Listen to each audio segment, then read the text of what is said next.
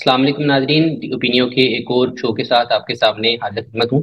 आज मैं आपके साथ बात करने वाला हूँ चाइनीज मशहूर सोशल मीडिया ऐप टिकटॉक के हवाले से कि टिकटॉक के हवाले से क्या खदशात पाए जाते हैं। क्या ये वाकई बहुत डेंजरस है, ये थ्रेट है? और क्या टिकटॉक इस्तेमाल करने वालों का डाटा महफूज नहीं है? और इस हवाले से जो दीगर खदशात इस वक्त हमारे सामने आ रहे हैं, उनके ऊपर अपना तजज़िया आपके सामने पेश करूंगा।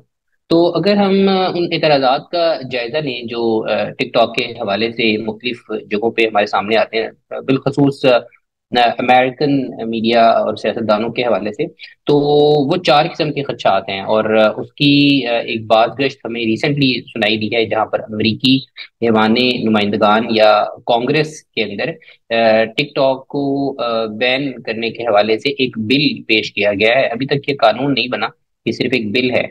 और इससे पहले अगर आपको याद होगा कि साबिक अमरीकी सदर डोनाल्ड ट्रंप ने बारहा इस खदशे का इजहार किया और इस ख्वाहिश का भी इजहार किया कि जो टिकटॉक है उसको बैन किया जाए, और जो टिकटॉक है बुनियादी तौर पर वो अमरीकी अवाम की जासूसी कर रही है। तो मुनासिब ये मालूम होता है कि इन तमाम एतराज़ात का एक एक करके जायजा लें और देखें कि क्या इनमें सदाकत है और किस हद तक ये सही साबित हो सकते हैं। और इस हवाले से जो दीगर सोशल मीडिया एप्स हैं उनका क्या पॉलिसी और रुझान है। तो चार बुनियादी तौर पर एतराज़ात या खदशात जो हैं जिनका टिकटॉक के हवाले से इजहार किया जाता है, वो है सबसे पहले तो ये कि टिकटॉक की जो डाटा कलेक्शन है वो बहुत मैसिव है, और वो डाटा कलेक्शन है वो अनयूजुअल है, और वो बहुत ज़्यादा इंफॉर्मेशन आपसे लेती है when you install that app in your mobile phone और डिवाइसेस। द सेकंड ऑब्जेक्शन जो टिकटॉक के हवाले से या कंसर्न जो है वो सामने आता है, वो ये है कि क्योंकि टिकटॉक जो है वो चाइनीज कंपनी है और जो चाइना के अंदर कायम है और उसके ऊपर यकीनन चाइनीज हुकूमत का इन्फ्लुएंस भी होगा, तो वहां पर जो सार्फिन की प्राइवेसी और जो जाती मालूमात तक जो रसाई है, वो शायद उतनी मौसर तरीके से सख्ती से उस पर कारमंद ना हो वो पॉलिसी पर। और शायद जो सार्फिन का डाटा है, जो उनकी जाती मालूमात और प्राइवेसी है, वो लीक हो जाए, क्योंकि वहाँ पे कवानीन ये जो खदशे का इजहार किया जाता है कि वो बहुत अच्छे नहीं है। तीसरा इल्ज़ाम जो टिकटॉक के हवाले से लगाया जाता है वो ये कि जासूसी वो करती है और जासूसी के तौर पे इस्तेमाल होती है, इस पर भी मैं बात करूंगा।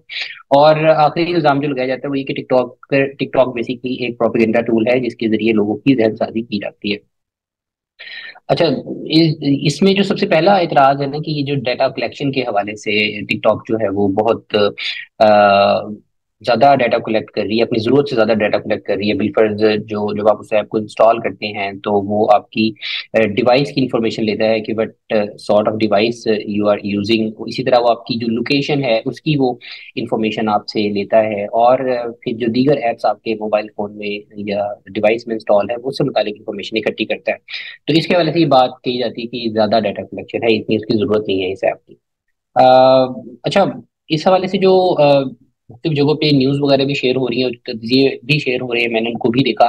तो ये चीज़ सामने आई है कि बुनियादी तौर पर ये जो डाटा कलेक्शन है, मुख्तलिफ लोकेशन की एक्सेस हो गई या दीगर ऐप्स जो इंस्टॉल हुई है मोबाइल में उसकी एक्सेस हो गई, या इस हवाले से मजीद जो रसाई हासिल करता है आपकी डिवाइस की किस्म के बारे में, मॉडल के बारे में, तो ये बड़ी मामूली किस्म की इंफॉर्मेशन है। और ये वाला डाटा, ये वाली इंफॉर्मेशन तमाम ही जो सोशल मीडिया एप्स हैं वो तमाम इसी पैटर्न पे इकट्ठी करती हैं। मतलब फेसबुक है, व्हाट्सएप है, इंस्टाग्राम है, ट्विटर है। तो ये तमाम दीगर जो सोशल मीडिया एप्स हैं वो भी यही इंफॉर्मेशन इकट्ठी करती हैं। यानी कि अगर आप फेसबुक इंस्टॉल करते हैं, आप व्हाट्सएप अपने मोबाइल में इंस्टॉल करते हैं, तो वो भी बैक एंड पर आपकी जो मोबाइल की या जो आपकी डिवाइस है उसकी किस्म जो है उस तक मालूमात हासिल करता है। इसी तरह वो आपकी लोकेशन सर्विसेज जो है उस तक मालूमात हासिल करता है, और आपकी जो डिवाइस के दीगर ऐप्स मौजूद हैं वो उनके बारे में भी मालूमात इकट्ठी कर रहा होता है। तो बुनियादी तौर पर यहाँ पर कोई मेजर डिफरेंस हमें नजर नहीं आता कि टिकटॉक कोई बहुत अननेसेसरी या अनयूजुअल किस्म का डाटा हासिल कर रहा है। ये वो डाटा है जो कि दीगर सोशल मीडिया ऐप जो हैं उन्होंने भी आपसे एक्वायर किया हुआ है। तो पहले इतराज का तो ये एक चीज सामने आ रही है कि एक नॉर्मल प्रैक्टिस है। दूसरी चीज जहां तक है कि प्राइवेसी और जाती मालूमात तक रसाई, और प्राइवेसी जो है वो इतनी महफूज नहीं है चाइना के अंदर। अच्छा, ये बड़ा जो है ना एक ऐसी चीज है जिसकी फौरी तौर पे तस्दीक या तरदीद मुमकिन नहीं है। आइडियली ये समझा जाता है कि अमेरिका के अंदर प्राइवेसी कवानीन बहुत स्ट्रांग है, स्विट्जरलैंड के अंदर, बहुत दीगर यूरोपियन ममालिक में, जर्मनी वगैरह, यूके में प्राइवेसी के जो लॉज हैं वो काफी स्ट्रिक्ट हैं, कनाडा में काफी स्ट्रिक्ट हैं, और उसकी वजह से वहाँ पे जो सार्फिन का जाती डाटा है उस तक रसाई तकरीबन नामुमकिन है, और लोगों की जो प्राइवेसी है उसको इंटैक्ट किया जाता है। ये एक आम तस्वुर है जिसकी बहरहाल इसके ऊपर दो राय हो सकती है कि वहां पे भी बहरहाल इस तरह के केसेस सामने आते हैं हैकिंग के और दीगर, जहां पर डाटा जो है सार्फिन का लीक हुआ है। लेकिन चाइना के हवाले से, क्योंकि शकूक शुबहत हमेशा से पाई जाती है दुनिया के जहन में कि चाइना जिस तरह से उनकी जो गवर्नमेंट है, एक अथॉरिटेरियन गवर्नमेंट है, वो जिस तरह से ऑपरेट करती है, तो वहाँ पे जो स्टेट कंट्रोल है over the entities different companies वो बहुत स्ट्रिक्ट है। और इसकी वजह से ये खदशात बहरहाल मौजूद हैं कि आपका जो पर्सनल डाटा है वो सिर्फ आपका पर्सनल नहीं है, हो सकता है उस तक हुकाम की रसाई हो, चाइनीज हुकाम की रसाई हो। दूसरी तरफ जो टिकटॉक कंपनी है, dice data data data dance के नाम से मेरे ख्याल में उसका नाम है, जो उसकी असल कंपनी है, तो उनका ये कहना है कि हमने जो अपने सर्वर्स हैं जहाँ पे हमने बाइट्स डांस उस कंपनी का नाम है, जो पेरेंट कंपनी है असल टिकटॉक की जो मालिक है चाइना के अंदर।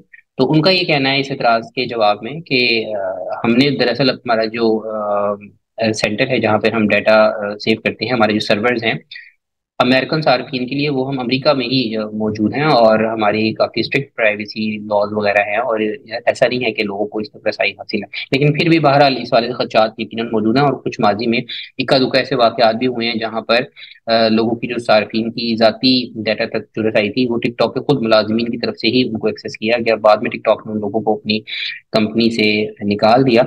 लेकिन इस तरह के कुछ वाकयात सामने आए हैं। तो ये जो प्राइवेसी और जाती मालूमात तक रसाई है और इसका लीक होना है या हुकाम तक रसाई है, इसके हवाले से मैं ये समझता हूँ कि इसका मुकम्मल तौर पे इनकार भी नहीं किया जा सकता, और इसका ये भी नहीं कहा जा सकता है ऐसा यकीनन हो रहा होगा। मुझे ये लगता है कि इसके बीच में कहीं सिचुएशन है कि जहां पर ये आम प्रैक्टिस नहीं होगी, ये आम रूटीन नहीं होगी कि तमाम ही लोगों का डाटा जो है वो चाइनीज हुकाम तक रसाई हासिल कर रहे हैं, हर वक्त वो उनके सामने है और एक लाइव अपडेट उनको मिल रहा है। मेरा नहीं ख्याल ऐसा है। तो मुझे ये लगता है कि केस टू केस है, और बड़ी स्पेसिफिक जो सिचुएशन होती हैं उसमें हो सकता है चाइनीज हुकाम तक उसको रसाई दी जाती हो।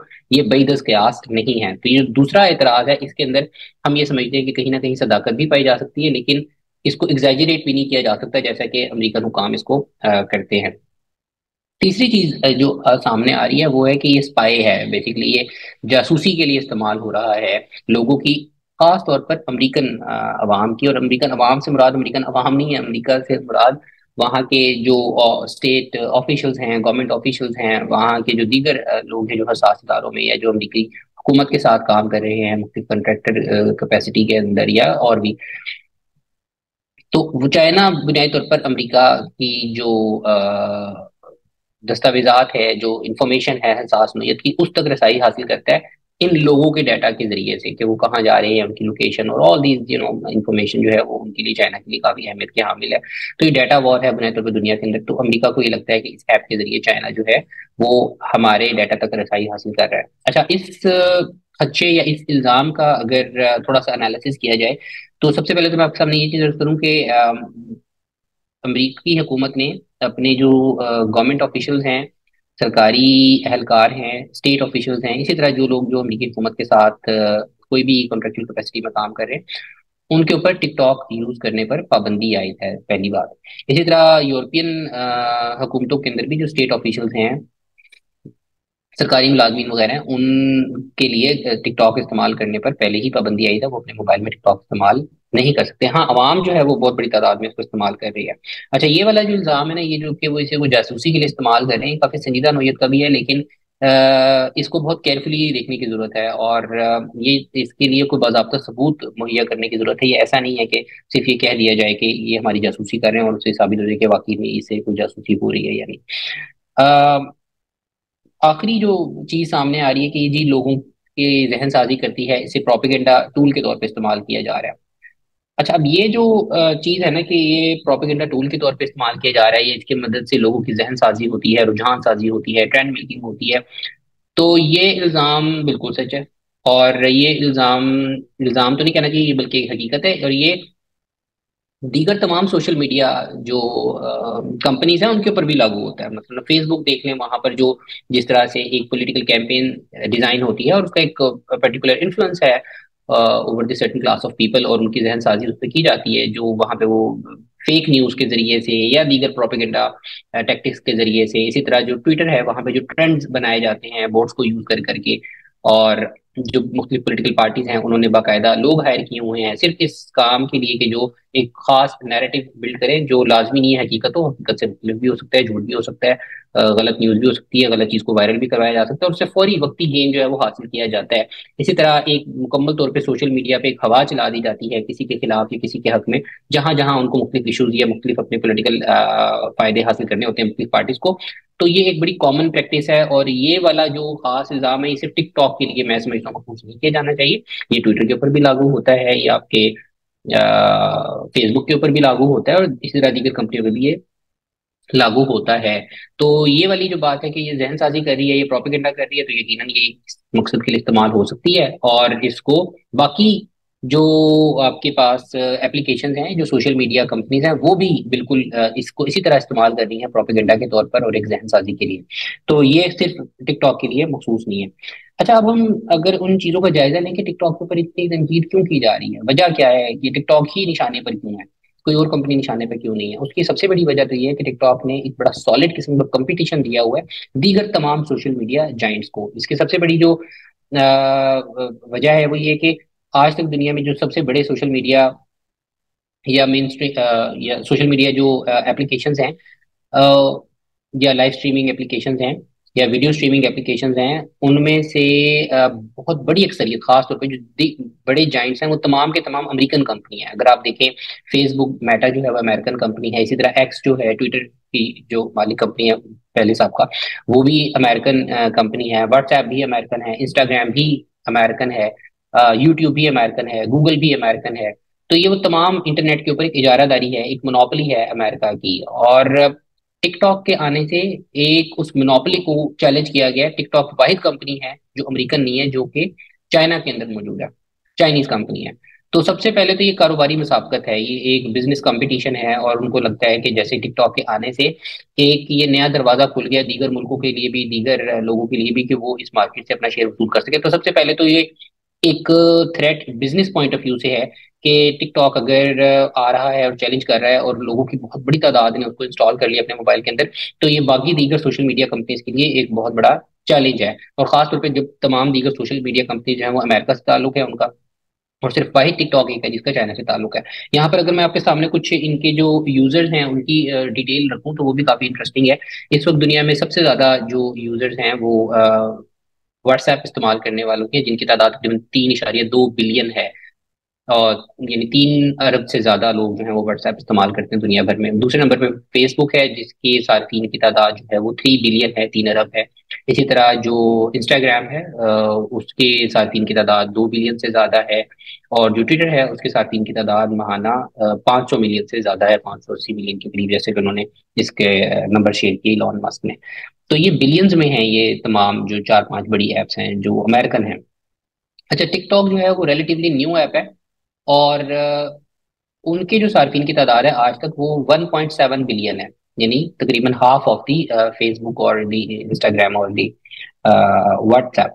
तो ये उनको लग रहा है कि एक बहुत सॉलिड कंपटीशन दे रहा है कि जिसने उनकी आधी मार्केट को कैप्चर कर लिया, और खासतौर पर नौजवानों में ये इंतहाई मकबूल है। यानी ट्विटर हो सकता है नौजवानों में इतना मकबूल ना हो, इसी तरह दीगर जो एप्स हैं उसके अंदर एक मखसूस एज ग्रुप जो है उसको एक्सेस कर रहा हो, लेकिन जो टिकटॉक है उसकी जो अक्सरियत इस्तेमाल करने वाली है वो नौजवान है और उनको मोबिलाइज करना, किसी भी तरफ ले जाना रिलेटिवली ईजियर है as compared to the other age groups. तो ये उनके लिए एक बहुत बड़ा थ्रेट है कि मार्केट के हवाले से वो कैप्चर कर रहे हैं, बिजनेस उनका ले रहे हैं। और फिर क्योंकि गैर अमरीकी कंपनी है तो अमरीकी उसको शकूक व शुबहात की निगाह से देख रहे हैं और वो चाहते हैं कि टिकटॉक के ऊपर पाबंदियां आयद की जाएं। अगर पाबंदियों की बात करें तो इंडिया ने पहले ही टिकटॉक के ऊपर पाबंदी आयद की हुई है, चाइनीज ऐप के ऊपर पाबंदी आयद की हुई है। इंडिया के अंदर इस्तेमाल नहीं कर सकते सार्फिन इसको, दीगर ममालिक में अभी तक पाबंदी आयद नहीं की गई। लेकिन अगर अमेरिका इसके ऊपर पाबंदी आयद करता है तो उसके नतीजे क्या होंगे? उसका सबसे बड़ा नतीजा तो ये होंगे कि अमेरिका जब भी किसी चीज के ऊपर पाबंदी आयद करता है तो उसका एक ग्लोबल इम्पैक्ट होता है और उसको सबसे पहले फॉलो करते हैं अमेरिकन अलाइज जो हैं, अमेरिकन हलीफ जो हैं, और वो आते हैं आपके इंग्लैंड के अंदर रिस्ट्रिक्शन देख सकते हैं। यूरोपियन ममालिक जो है वो उस पॉलिसी को फॉलो कर सकते हैं, ऑस्ट्रेलिया उसको फौरी तौर पे फॉलो कर सकता है। तो एक बड़ा ही मेजर सेटबैक हो सकता है टिकटॉक के लिए, चाइनीज कंपनी के लिए, कि अगर उनको अमेरिका की तरफ से पाबंदियों या बैन का सामना है। तो नाजरीन, ये एक ओवरव्यू था इस सारे थ्रेट का, कि टिकटॉक इस्तेमाल करना कितना खतरनाक है, कितना सूदमंद है, और क्या वाकई इसके ऊपर जो इल्जाम लगाए गए हैं उसमें सदाकत है या नहीं। मैंने इसके बारे में आपके सामने एक कमोबेश अपना तजिया पेश किया है। जरूर बताइएगा ये शो कैसा लगा। आज के लिए बस इतना ही। अल्लाह निगहबान।